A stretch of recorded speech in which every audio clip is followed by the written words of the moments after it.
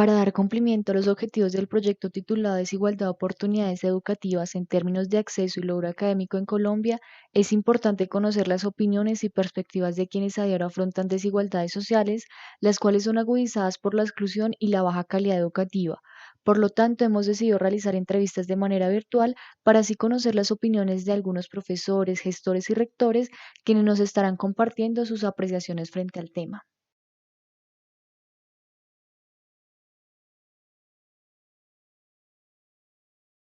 Un colegio distrital que tiene más de 25 años. Es un colegio que tiene como infraestructura tres sedes. La sede donde yo trabajo es una sede de bachillerato, están estudiantes de quinto a 11. De lunes a viernes trabaja con bachillerato regular. En la noche hay bachillerato para adultos y fines de semana también para adultos y como proceso de generar como que los estudiantes puedan terminar el bachillerato.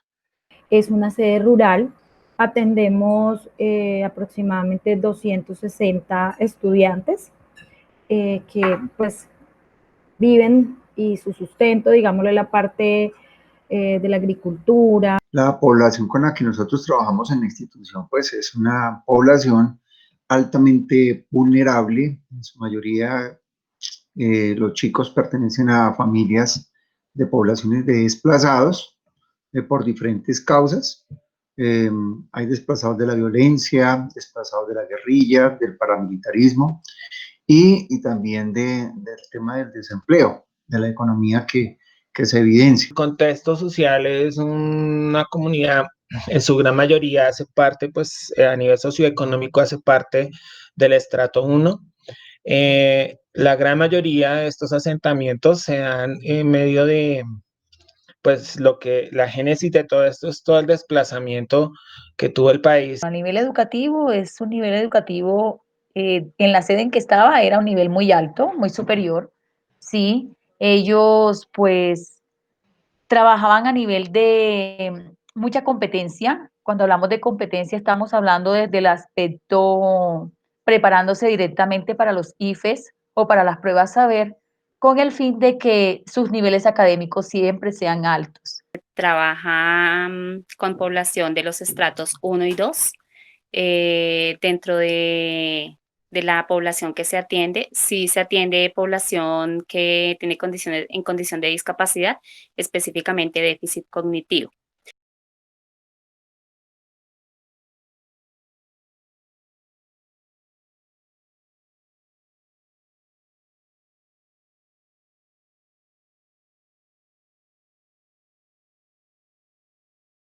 En cuanto a la infraestructura, pues las aulas no se encuentran en su mejor condición, no son las condiciones, digamos, las mejores, las que deberían ser para que los estudiantes reciban, digamos, todo su proceso educativo de la manera, pues, que debe ser, ¿no? Si nos vamos a las sedes secundarias que quedan mucho más adentro de la zona rural, allá la situación, pues, es un poco más difícil, más complicada, pues su infraestructura de pronto no es la más apropiada, de pronto hay salones que sus techos están averiados. Un colegio que tiene una infraestructura bastante antigua, porque es un colegio que, como te decía, tiene mucho tiempo y no se le ha aprobado ningún proceso para reestructuración. Entonces tenemos como un colegio regular, aulas en promedio para máximo 35 estudiantes, porque las aulas son pequeñas. A veces en términos de recursos, estas instituciones se quedan cortas, entonces, y a veces la gestión tampoco es muy buena. Entonces, por ejemplo, el Rincón del Lago el año pasado, no tuvimos sala de computación porque una viga o sea, está vencido el tema ahí, o sea, la viga está así, entonces pues se volvió un riesgo entrar a la sala y pues tampoco la arreglaron. Entonces todo el año pasado no hubo acceso a computadores para los niños. En la sede Robles también hay 16 computadores, nunca los arreglaron. Entonces, esos niños de preescolar y primaria nunca han solo que en sus casas, los que tengan, tendrán acceso al computador, pero en esa sede que físicamente los niños hayan podido ir en estos 3 años a una sala de computación, no han ido. El docente tiene todos los elementos para que pueda desarrollar una buena clase. pues el ambiente pues es adecuado, su tablero. Hay algunas aulas que tienen tablero digital, hay algunas otras aulas que tienen, por ejemplo, locker donde guardar todos los materiales y demás. Los escenarios son muy buenos en ese sentido. Salones extremadamente pequeños. Digamos lo que yo te escribía en el formulario, que no cuentan con una batería de lavado de manos ni de baños que sea pues propicio para la misma población que se requiere.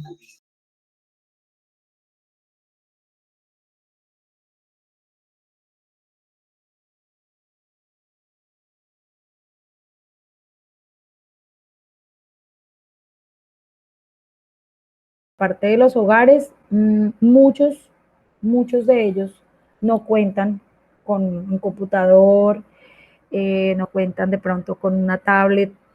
Su medio de comunicación en este momento es el celular, y la vía más cercana que tenemos para conectarnos y la que estamos utilizando a nivel institución es el WhatsApp. Sin embargo, el tema de los datos es complicado, no tienen para recargar sus datos, y nos ha tocado, digamos, reinventarnos e inventar muchas maneras de poder solucionar para poder llegar a ellos, porque de verdad en este momento ha sido muy complicado. Y también hemos implementado la metodología de enviarles las guías físicas, ¿sí? Ha sido esta la única manera, digamos, que ha sido para nosotros posible hacer llegar a ellos este material para que ellos continúen trabajando. En el colegio no tenemos ninguna plataforma y digamos, tenemos un dominio que se venía trabajando con la Secretaría de Educación, que es una página web del colegio con muy pocas posibilidades, digamos, de tener como más desarrollos y eso. Lo que se venía haciendo es que inicialmente también por la inexperiencia se empezó a consolidar espacios virtuales gratuitos, Zoom, como YouTube, como esos espacios que por ahí nos sirvieron como para comunicarnos con los estudiantes, correo electrónico y WhatsApp sobre todo, porque muchos no tienen acceso sino al celular y a WhatsApp, porque ahora es gratis, digamos, con el número. Sin embargo, a partir del seguimiento que hemos hecho, y esto te refiero puramente en la mañana, que es donde yo trabajo, que creo que es una cosa que es importante tener en cuenta, sobre todo en tu proyecto, y es que a pesar de ser la misma institución, no son absolutamente las mismas condiciones en la mañana, en la tarde, en la noche, en fin de semana. O sea, pareciera que, de hecho, yo siempre he tenido la tesis que son instituciones distintas, a pesar de ocupar el mismo espacio.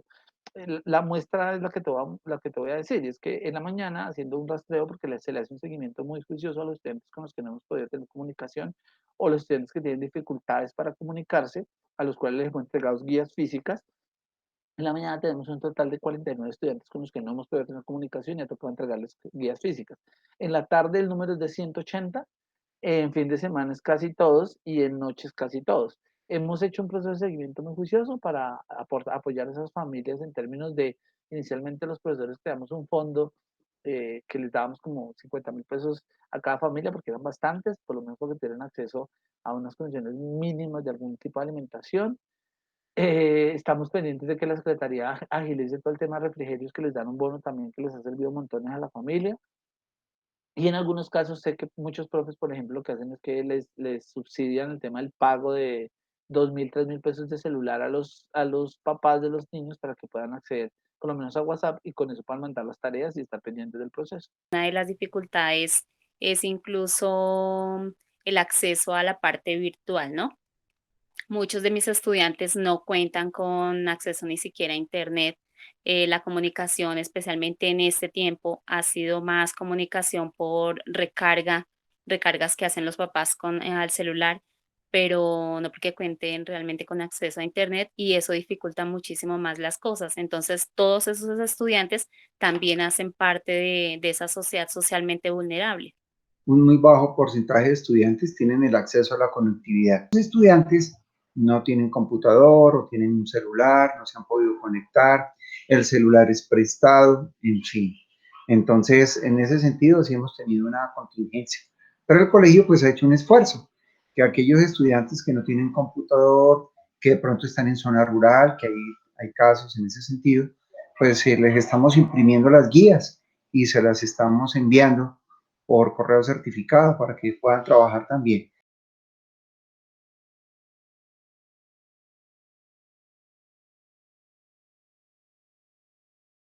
Pienso que un factor esencial en este momento es la pobreza representada en una vivienda, digamos, que no sea digna, en una alimentación, digamos, que no sea la adecuada, en su contexto sociocultural, ¿no? En unos padres de familia que no alcanzan un nivel educativo, bueno, digamos que algunos han cursado hasta quinta primaria, algunos muy pocos hasta 11, o sea, todo eso para mí tiene que ver en la parte de la desigualdad, digamos que como esa forma de vida, ¿sí?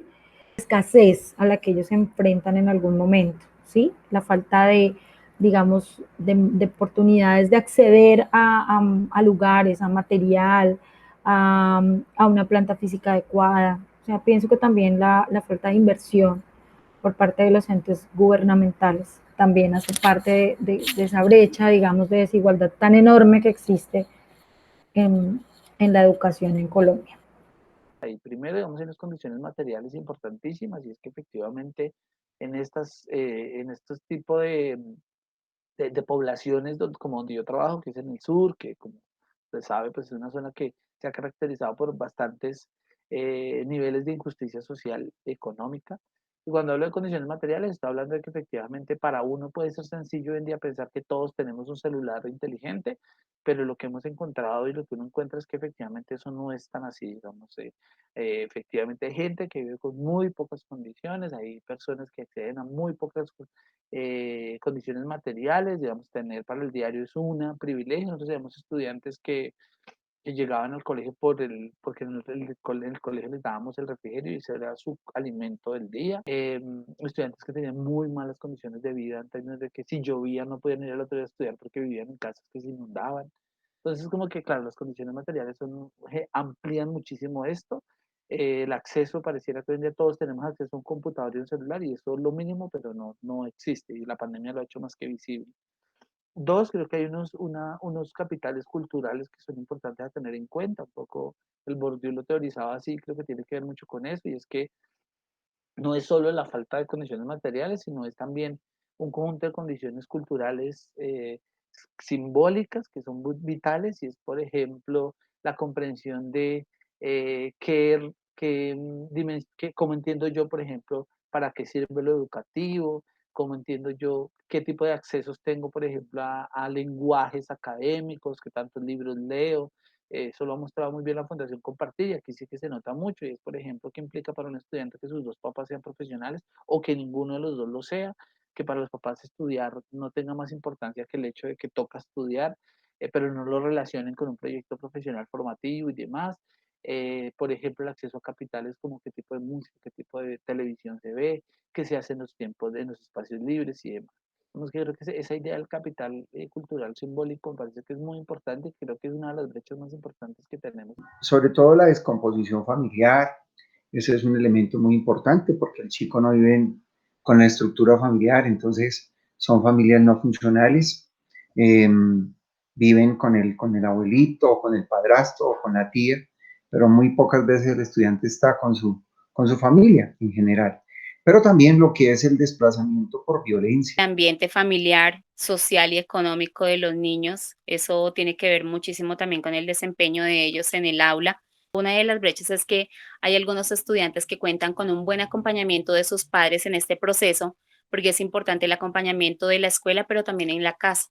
Y aquellos niños que solamente viven con la mamá y que la mamá está trabajando, difícilmente el proceso vaya a ser igual que los otros estudiantes.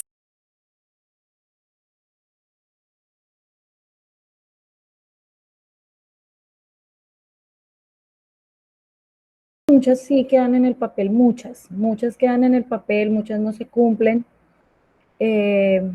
Digamos que simplemente es como por decir que estamos haciendo, pero en realidad no. Existe una inversión por medio del COMPES, existe, pero es muy mínima. No podemos decir que no, porque sí existe. Por cada estudiante, esto hace parte de la gratuidad educativa y dan, digamos, un monto por cada estudiante, pero no es suficiente. Si comparamos lo que un estudiante necesita para, digamos, subsistir o, digamos, pertenecer al sistema educativo en un mes, no es esto que ellos dan por estudiante, digamos, a nivel año, ni siquiera cubre lo que se gastaría en un mes. Es algo, digamos, irrisorio en esa parte. El gobierno no invierte mucho de pronto en lo que tiene que ver con la parte educativa de fomentar en los estudiantes el generarles de pronto incentivos para que se esfuercen por estudiar, no los hay. Por ejemplo, yo veía que en una oportunidad mi hijo quedó 2 veces en prueba Supérate y allá el Ministerio de Educación jamás se preocupó por buscarlos a ellos para realizarles las pruebas. Me tocó a mí como mamá estar pendiente y en la institución donde se iba a realizar la prueba. O sea, el mismo departamento no se preocupa por eso. Se tratan 4 frentes principales, ¿no? Ese es el esfuerzo. Primero, lo que es la parte de vulnerabilidad, que es importante tener en cuenta. Segundo, lo que es la proyección hacia la formación, es decir, la orientación profesional. Está también el tema de la cobertura, el de dar oportunidades a todos y todas las estudiantes y estudiantes que hacen parte de la comunidad. Y el cuarto punto, que es la calidad. Esas son políticas públicas.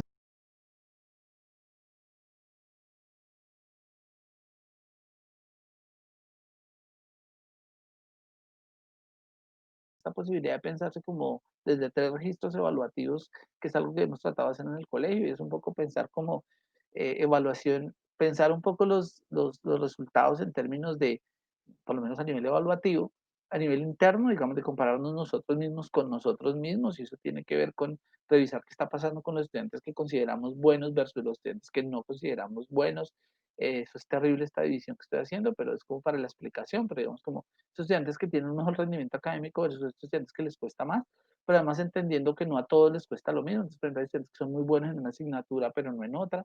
Digamos como esas discusiones internas tienen que ver mucho con el tema de calidad, y es empezar a pensar internamente qué está pasando con esos procesos y cómo se está evaluando a nivel de nuestra propia comunidad los procesos de evaluación.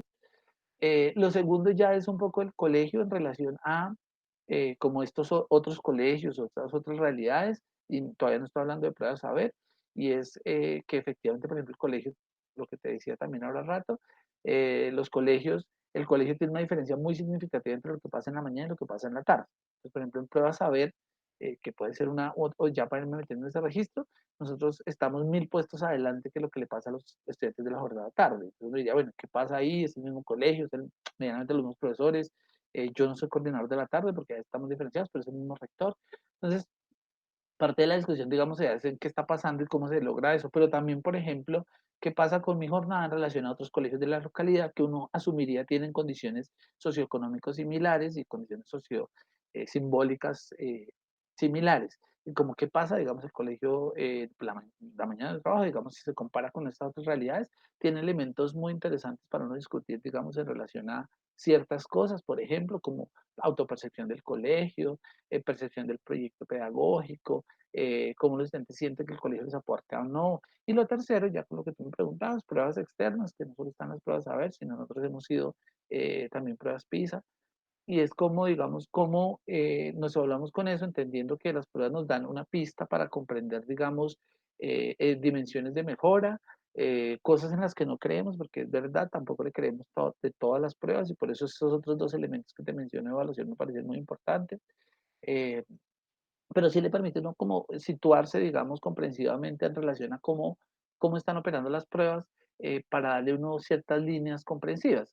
No, eso no quiere decir que se trabaje todo el año, digamos, hay unos espacios de reflexividad sobre los resultados, y con los espacios de reflexividad sobre los resultados se trata de incidir directamente desde las áreas y los proyectos de las áreas, que es lo que se ha buscado hacer en el colegio, como para no dejarlo solamente en los resultados, sino este resultado cómo nos permite pensar en, por ejemplo, este año, la pandemia no nos permitió, pero fortalecer procesos lectores, que era un tema que estaba súper, como muy evidente en las pruebas, que además es general en el país, pero que en el colegio, digamos, venía siendo crónico, y el tema de fundamentación en matemáticas.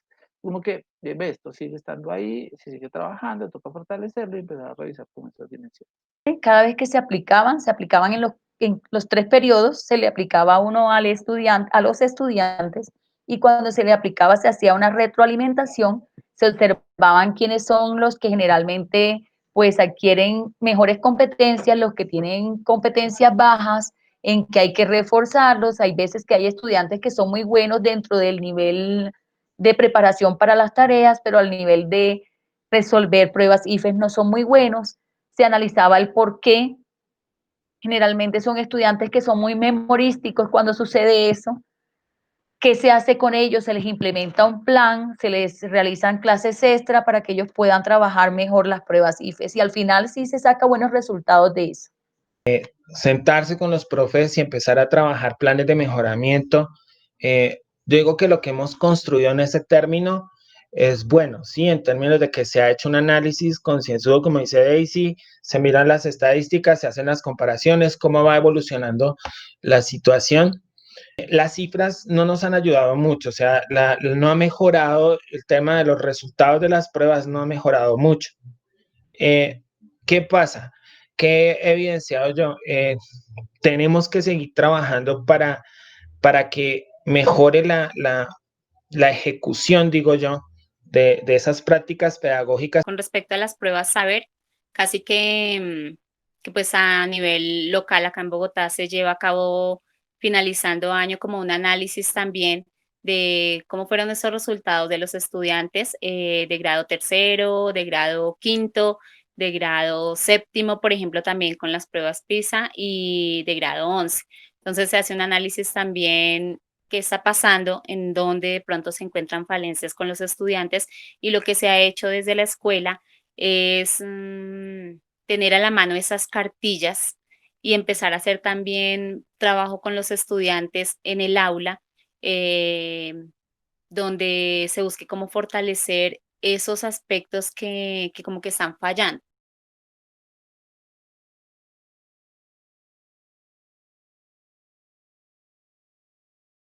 Pienso que se debe invertir en educación, pero se debe invertir en educación de calidad, en educación real, de inversión real en las plantas físicas de las instituciones, en cuanto a materiales, en cuanto a apoyos, en cuanto a acompañamiento por parte de personal que sea experto, en cuanto a capacitaciones a los docentes, porque nosotros no lo sabemos, no las sabemos todas, y necesitamos eso también, esa capacitación para atender, digamos, esta población diversa que nos llega. Entonces son apoyo, inversión, pensar en las familias, pensar en los docentes y pensar que somos un engranaje, ¿no? Somos un engranaje y debemos todos, digamos, hacer una sinergia, trabajar en equipo y trabajar todos para, digamos, tratar de cumplir este sueño que todos tenemos un poco, que es mitigar este tipo de situaciones que se presentan. Primero hay que asegurar la cobertura, es decir, que todos los estudiantes puedan estar en procesos de formación, ¿no? Eso es de fundamental importancia. Otro tema, pues, es el acompañamiento y el apoyo que hay que brindar a las familias. En ese sentido, pues, hay que trabajar bastante y hay que ampliar las posibilidades, hay que generar los caminos, los elementos, las estrategias para que estos estudiantes que ya están en el colegio, pues, tengan los elementos y materiales necesarios para que desarrollen sus procesos. Hay que hacer un esfuerzo para aumentar la conectividad y los materiales y elementos de apoyo, las herramientas para que los chicos puedan trabajar. De esta manera, por lo menos en educación, se podría garantizar la disminución de la desigualdad educativa. Creo que el tema de la gestión escolar es uno de los elementos más importantes y que se ha entendido mal en términos de tecnocracia, y es que yo creo que la gestión escolar tiene que ver con una reflexividad seria en términos pedagógicos sobre los recursos con los que cuenta el colegio y los recursos con los que tenemos el colegio, y recursos está hablando desde personas hasta el lápiz. Y es que efectivamente, si no hay esa reflexividad, se asume que la forma en la que se hace no importa, y si algo uno puede pensar siguiendo líneas teóricas fuertes hoy de la pedagogía, es que efectivamente el cómo se hace es muy importante. Es que tiene que ver mucho con lo que está pasando. Te voy a contar una cosa muy particular. Y en el colegio teníamos, cuando yo llegué al colegio hace 5 años, altísimos niveles de deserción, incluso el colegio va a ser intervenido y estuvo haciendo un tema de apoyo desde la Universidad Nacional en términos de revisión sobre por qué el colegio tenía altos niveles de deserción. En términos de gestión escolar en particular, fue empezar a revisar qué estaba pasando y empezar a preguntarnos, ¿por qué los chinos se van? ¿Por qué los estudiantes no se quieren quedar en el colegio? Y uno de los elementos, bueno, asociado también a condiciones y tales, que no podemos incidir en ellos, pero una dimensión que sí podemos incidir era que los estudiantes tenían una queja sobre lo que pasaba pedagógica y didácticamente en el colegio. De alguna manera sentían que la forma en la que operábamos pedagógica y didácticamente en el colegio no respondía a sus necesidades. Eso tiene mucho de ancho y de largo. Lo que hicimos fue empezar a hacer una serie de revisiones juiciosas con los profes alrededor de qué estaba pasando con nuestros formas de entender lo pedagógico, nuestra forma de entender lo didáctico, oponer a los estudiantes cierta discusión en relación a eso, quitarnos la idea de que lo pedagógico y lo didáctico solo nos concierne a los profes y pasarle un poco a los estudiantes una preocupación en términos de qué significa eso, qué es para ellos didáctico, pues para ellos pedagógico, y empezar a hacer una revisión sobre prácticas, sobre articulación de dimensiones de conocimiento, sobre cómo movilizar un poco de cosas asociadas a que el conocimiento de los estudiantes primero se viera como más validado, segundo, que encadenáramos lo que los estudiantes tenían con otros proyectos, con otras formas de comprender la realidad, y por ahí lo que hicimos, digamos, en términos de gestión, fue operativizar más y los números en términos de gestión han bajado muchísimo. Y eso, digamos, tiene que ver con gestión. Yo creo que está inscrito en la idea de cómo hacemos del conocimiento. Yo creo que esta idea de la gestión no en términos tecnocráticos, insisto, sino desde la reflexividad. Donald Schoen lo propone ahí, por lo menos desde 3 niveles serios de reflexividad que uno los pueda poner en escena, y con esos niveles de reflexividad uno puede empezar a hacer cosas, y es tomarse en serio que como yo hago las cosas sí es determinante. Lo que se haga dentro del aula tiene que verse reflejado también en la vida del niño. La gestión escolar influye bastante, mucho que ver el trabajo en equipo, pero para que sea una buena gestión se necesita no solamente el trabajo en equipo, sino se necesita también que los docentes busquen capacitación en aspectos que dependiendo también la población a la que atienden. Desde el punto de vista, por ejemplo, a nivel de los colegios de niveles públicos, ¿sí? Difícilmente se observa de que ellos tengan un buen nivel académico, no lo tienen. De hecho, no se preocupan por tenerlo, pero también generalmente no lo tienen porque tampoco no cuentan con recursos adecuados, no tienen me imagino que el rector no debe de hacer de pronto esas medidas para llevarlo adelante.